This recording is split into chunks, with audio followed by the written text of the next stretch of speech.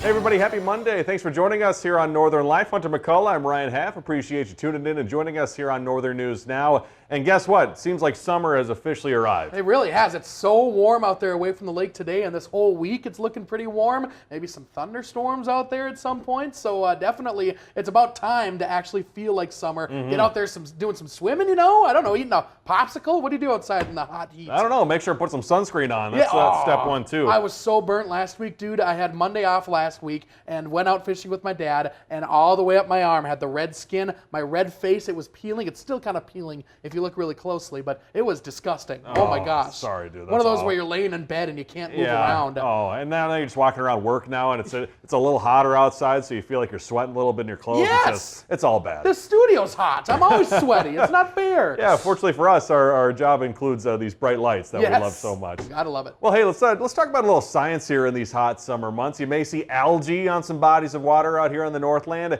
and while it may look unpleasant, experts say it actually plays a vital role in our aquatic ecosystem. So algae forms the base of the food chain, feeding everything, including fish. And the bigger concern is actually toxic blue-green algae, which can be harmful to people and pets. So experts say managing algae is kind of a balancing act. Too much is going to hurt recreation. Too little can leave a lake struggling to survive. Definitely, yeah. Don't want to swim in that kind of thing, but if it's healthy for the lake, that's fantastic. More the merrier. Let's go, algae, yeah. Bring the algae on. It matches the color of my shirt that I'm wearing. Look at that. Algae olive green. Yeah. Got your algae shirt on. That's beautiful. Helping the environment right there. Yeah, we're trying. We're trying. But to make sure recreation happens too. Yes. Yeah. Well, hey, a new survey finds Americans are feeling a case of friendship FOMO this summer. Nearly 1 in 3 people out there say they miss spending time with their closest friends, while 1 in 8 haven't seen their best friend in more than a year, sadly. Distance, busy schedules, and travel costs, the biggest barriers of that. But researchers say summer road trips could help reconnect you and your friends, with many Americans saying those trips create more meaningful time together compared to months of regular plans. I'm very lucky because most of my people live up here, but I know you, Ryan, of course, 3 hours away from where you grew up. Right. Do you miss your friends? Do you see them enough? It's hard sometimes. Like, fortunately, you know, in today's world, I get to play Xbox with my buddies a little bit, and my other friend who I golf with, we've golfed together already this summer, but you wish there was more of that. Exactly. You know? Yeah. But Xbox, you're able to talk to them too, right? Right. So you got the headset on, and you're able. It's almost like you're with them. Of course, you can't see them, but it scratches the itch a little bit. You know. And then marathon training and all that, and then getting ready for a wedding too. It's a lot of busy stuff. Your life is busy, man. I know, my gosh. So hoping things will calm down in the fall. Yep. Amen to that. We'll party in the fall and the winter. Well, the first full moon of the summer happening today, apparently. The strawberry moon peaking, according to the Old Farmer's Almanac, Hunter's best friend. The moon will not look red like a strawberry, sadly, as the name comes from the time frame of when strawberries are usually ripe and ready to be picked. So the next full moon, called the buck moon, coming up and peaking on July 29th. As always, take the grainiest photo as possible and send it over to Chief Meteorologist Adam Lorch. He loves those photos, so get them on in. We love sending photos of like street lights to him and being like, wow, this moon is beautiful, man. I suppose we do have to talk about this. Hunter McCullough, if you're actually friends with him on Facebook, on his personal page, he the other day, thanks to Adam Lorch, has committed to running the 2027 full Grandma's Marathon. So congratulations, Hunter. Thank you so much. It took the courage of Adam Lorch and Allison Jacoby to make me be able to do this. So I appreciate you folks. Don't leave your Facebook open at work, folks. Because when that happens, Adam Lorch goes on there, and I think you helped as well. I helped a little bit. Yes, of course. I'm sitting in my living room with my dad on Monday, and he's like, you're running the marathon this year? I'm like, what are you talking about? And he's like, you made this post. And I'm like, no, I didn't. And then I'm like, I left my thing open at work. Yeah. Dang it, Adam. That's all right, though. Can't fully believe everything that's online. No, you can't. Maybe I'll have to train. Maybe I'll do it next year. Even under your Facebook profile, sometimes can't trust everything. Honestly. Hey, I mean, if you're going to do it, give it a shot. Give it a shot. I got my buddy right here that can help me train. Yeah, I'll we can both do it again next year. Yeah, I'm down. Something. Super looking forward to that. Well, hey, if you're tired of scrolling on your phone while you're looking through Hunter's Facebook page, why not scroll on your TV now? Instagram, exploring what they call the next frontier for their app, and it may look a bit old school. The Meta-owned social media platform now offering horizontal video on Instagram for TV. The company soon plans to add longer form, more episodic storytelling and live creator experiences. That's interesting. It seems like things are pretty cyclical. So now maybe they're Instagram people getting a little up there in age. Maybe don't want to sit there looking at their phone the whole time. They want to sit back and watch your TV. So it all comes back to the TV, I guess. I don't know. It might help your neck, honestly, I as bet it opposed to would. looking down like that. I would so much rather be relaxing on a couch, laying out and watching this TV. It's a bigger screen too. Our eyes are starting to fail. Getting in the 30s, you know, you never know what's going to happen. But then you have to get rid of that the swiping motion, unless it happens in your phone to your TV. That's true, because you'd have to have a remote on the TV, Yeah. right? That's way too hard with a remote. It's way too finicky. Yes. Maybe I'll just leave it to watching all my doom scrolling on my phone. Yes. Well, hey, how about this, candy lovers? M&M's getting a colorful makeover. Mars says new dye-free versions of their candy will debut later this year. However, kind of bad news. Two familiar colors, blue and brown, will not make the cut, at least for now. The company says the natural replacements for those two shades have proven both difficult and expensive to produce. So traditional M&Ms aren't going away, but Mars hopes to bring back all 6 classic colors in their lineup by the year 2028. Oh my gosh, wow. The brown color is the one that's in the commercial. You can't get rid of the brown And the blue color. one, too. Oh, the blue one's in there, too? Yeah, I think, or is the blue one the one that wears the boots? Oh, Is I forget. I don't know. The green one wears boots. Green one wears Blue boots. one, they're wearing something. Doing something. I'm not sure. And before we head to break here, Dairy Queen releasing some new flavors today to celebrate America's 250th birthday, as well as the World Cup. Just in time for July 4th, DQ has launched a Stars and Stripes Misty Slush Float. And for World Cup lovers, Dairy Queen has some new Blizzard flavors inspired by international favorites. Strawberry mango flavored mochi, Biscoff cookie, and Mexican-style hot chocolate. All of those now available starting today at Dairy Queen. So I was looking at the slush thing. It's a red slushy, it's white ice cream, and then a blue slushy on top. Sounds amazing. It all looks so good. Yes. The Biscoff cookie one, probably going to be awesome as well. Well, stick around. We'll be back here. Thanks for joining us on Northern Line.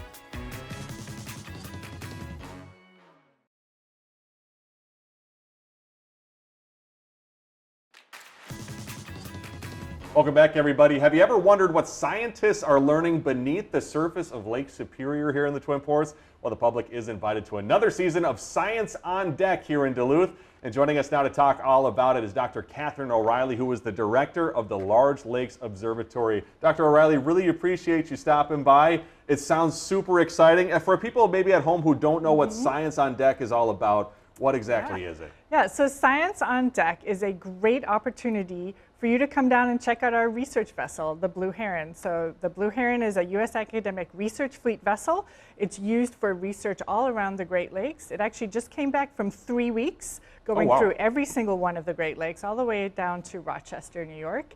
And so if you're interested and curious about what it's like to possibly spend 3 weeks on one small boat, our Science on Deck opportunities allow anyone in the public to come on for free, tour the boat. If you want to stay around for a little science chat, we always highlight one of our scientists to talk about their research. It sounds so awesome. Is it mainly for kids? Is it for people my age, for older folks?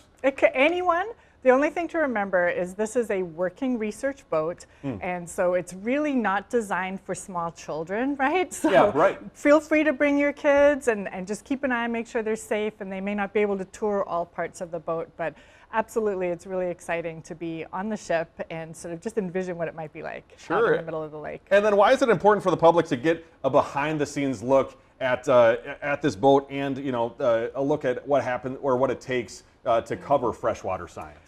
I think for a lot of different reasons. One is if you're ever wondering what on earth it is we do out there and what it might be like, that's a chance for you to sort of see what it could be like. It's also really helpful for us to have you, the public, understand the way that we go about doing our research to understand Lake Superior and protect the water quality in the lake so that you can help support the work that we do in various ways. And we saw the video briefly there too, and you have talked about it, the Blue Heron. What makes it such an interesting vessel? Well, the Blue Heron is a bit unique in that it used to be a fishing vessel, and then it was retrofitted 30 years ago when it was brought to Duluth, specifically to be a research vessel. That retrofitting was done with funding from the National Science Foundation, which supports almost all of the work that we do out on the Blue Heron in order to understand these lakes. So it is outfitted for sleeping, showers, cooking. It's very small. It's probably smaller than some people's camper vans, to be honest. But you get to know each other on this vessel. Yes, there is one table you can hang out together. But it also has research lab space in it, freezers, places you can set up your microscopes and things like that. So it's sort of a big lab research building all compressed down to one boat, plus your hotel spaces. And so we're chatting on this Monday, and sadly we already missed the first installment of Science on Deck. You got to give a presentation which was titled Underwater Soundscapes. Now, what exactly is an underwater soundscape? So the same way that we listen to the sounds around us, like we listen to bird calls and traffic sounds and things like that, and we use that information to keep us safe and informed as we navigate our world, under the water there's a whole nother series of sounds, and we're just starting to develop a better understanding of that in freshwater systems. We know what that's like in marine systems. Whales and dolphins make calls, wind turbines make noises, ships make noises. And so some of the work that we're doing here and some of our other partners are working to understand what does it actually sound like? What are the sounds that you hear under the water? And there are fish out there that make noises, and you can hear the ships going through the lift bridge, and they are very, very loud. And the salties do sound different than the Lakers. So, it makes sense. If when it comes to underwater sound, can that be an indicator of maybe the health of what's happening under the lake? Yeah, that's the idea. There's actually researchers in marine systems that record the sounds of coral reefs and have been able to show that the sounds that you're hearing and the combination of sounds is actually a reflection of how healthy that coral reef is. Wow. So we do think that in freshwater ecosystems, you could do something similar. By listening to the sounds, you could figure out which species were there, how many, when are their migration patterns happening, things like that, and give us information that we can't easily get otherwise because it's very hard to tell what's going on under the water. I got to tell you, I'm enjoying this chat. I'm learning all sorts of fun new things. And maybe what's one thing that you wish everyone knew about Lake Superior? Maybe not a well-known fact. Oh, not a well-known fact. Or maybe one that just drives the work that you do as well. Yeah, I think one of the things about Lake Superior that makes it really unique is it really is what the cleanest, bluest, most healthy of all of the Great Lakes. We were not having problems with algal blooms. Our water is still really clear and cold. Too cold maybe right now, but we're very lucky to have this massive amount of resource available to us that most likely we're going to be able to do a good job of keeping it that way. And then very quickly, Dr. O'Reilly, how is research on Lake Superior then helping our communities across the Northland? It helps us understand how we need to manage our shoreline areas to keep our drinking water clean, inexpensive for drinking water treatment. That's one thing that it helps us do. It helps us identify where we want to protect areas, to protect fish nurseries and fisheries, zones for fishing. So those are some of the things that we're able to do with the information we have about the lake. Dr. Catherine O'Reilly joining us. Appreciate you stopping by. And for the folks at home, Science on Deck series offering several opportunities throughout the summer, July 17th, August 28th, September 18th as well. You can find more info on that link at the bottom of your screen. Stick around, we'll have more after the break.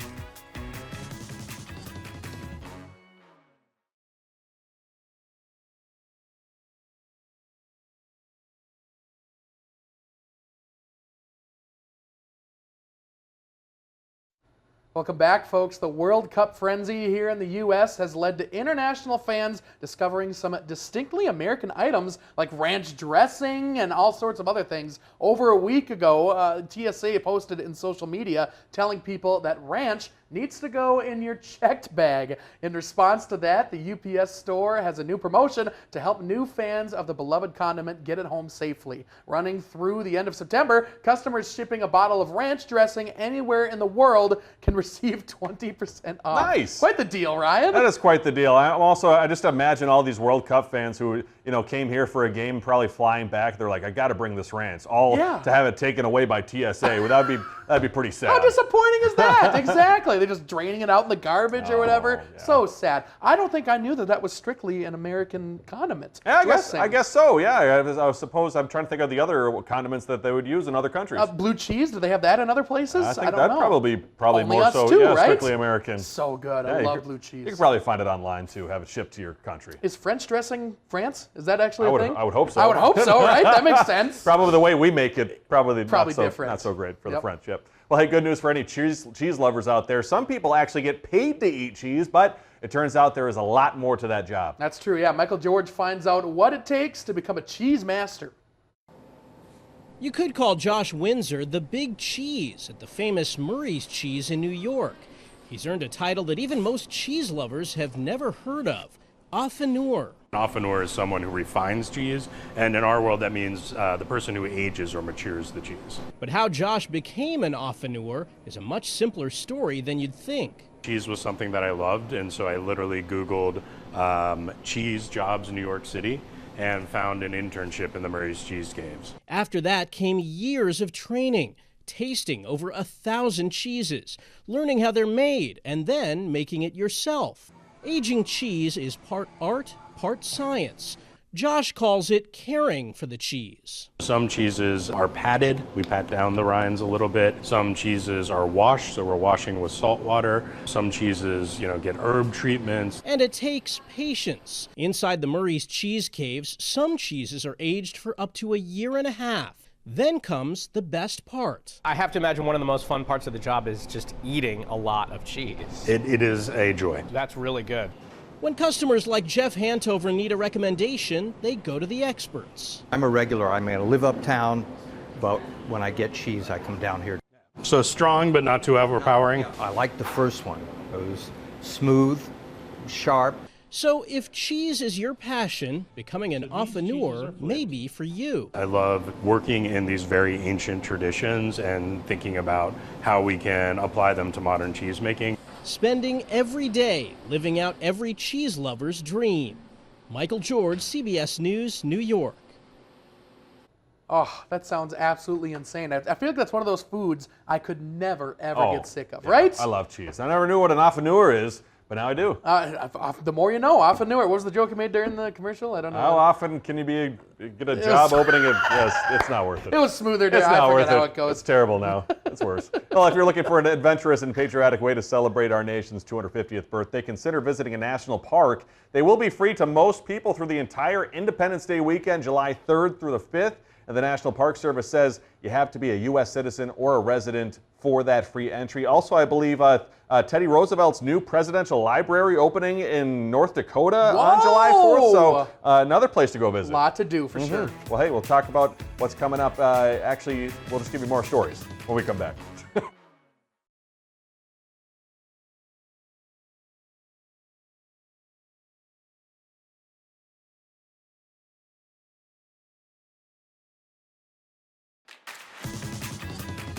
Welcome back, folks. We haven't even made it to the 4th of July yet, but Michael's is unveiling its largest and most diverse Halloween assortment to date. Oh my gosh! Featuring 6 distinct collections. Customers can preview all 6 collections beginning today on Michaels.com. Is this too early, Ryan? This is too early. Way too early. Director Shania said woohoo behind the mic, or behind the camera, so, I think it's just too early. I mean, I already have so much stuff in my apartment now for, the wedding stuff and whatnot, and we have other decorations. It's imagine buying this and then storing it somewhere and then taking it out, and you gotta worry about the other holidays as well. Who's got the space to do all that? That's just a lot, man. And of course, you don't want to start thinking about that way too early. It's July still. Hey, let's go. I mean, if the deal's a deal, I suppose, give it a shot. Why not wait till afterwards? Isn't it usually better right after Halloween in November? Probably then is. I could still think but about that's not Halloween. new. Yeah, that's true. That's true. Then you're just using last year's stuff. But I don't know. I'm not a fan. Not a fan either. No. Well, I'm a fan of this. An animal shelter in San Francisco has found an unlikely helper. This is Little Dude, a cat whose job is testing whether senior dogs can peacefully live